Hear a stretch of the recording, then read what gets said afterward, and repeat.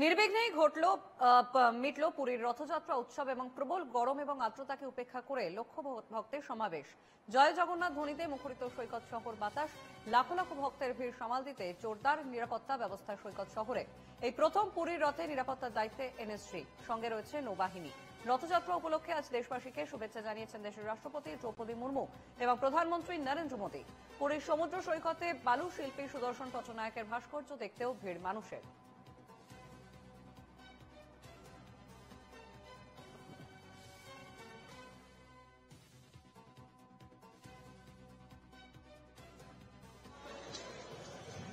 নির্বিঘ্নেই মিটল পুরীর রথযাত্রা উৎসব।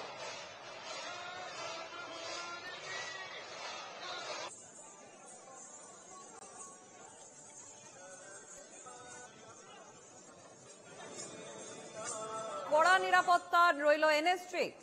নির্বিঘ্নে মিটল পুরীর রথযাত্রা উৎসব, লাখো ভক্তের সমাগম হলো। জয় জগন্নাথ ধ্বনিতে মুখরিত হলো গোটা পুরী।